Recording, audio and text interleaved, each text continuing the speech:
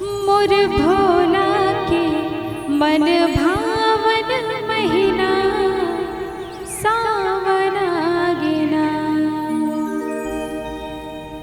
मोर भोला के मन भावन महीना सावन आगिना।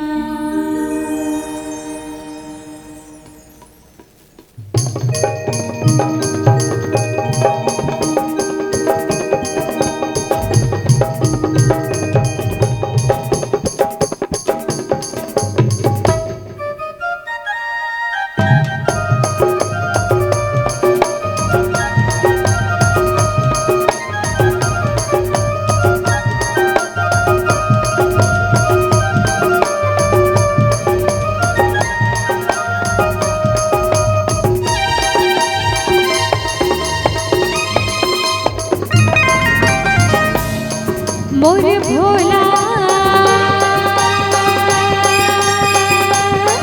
मोर भोला के मन भावन महीना सावन आगिना। मोर भोला के मन भावन महीना सावन आगिना। गंगा उतर गई जैसे गंगा उतर गई जैसे पावन आगिना। मोर भोला मोर भोला के मन भावन महीना सावन आगिना।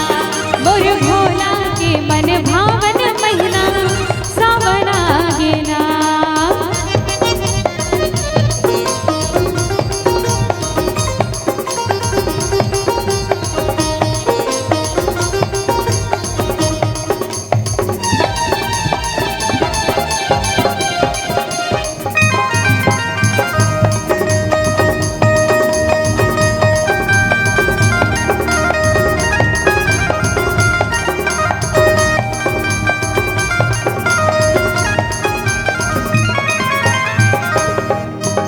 जम्मू ये जग में तोरी बसेरा है तोरे नीला छाएगा। गांजा धतूरा और बेल पाना होला तोला भाएगा।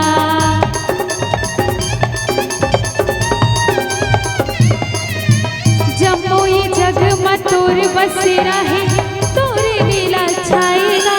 गांजा धतूरा और बेल पाना होला तोला भाएगा।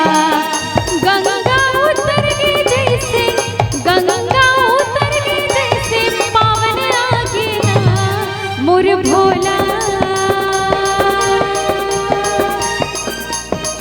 मोर भोला के मन भावन महीना सावन आगिना। मोर भोला के मन भावन महीना सावन आगिना।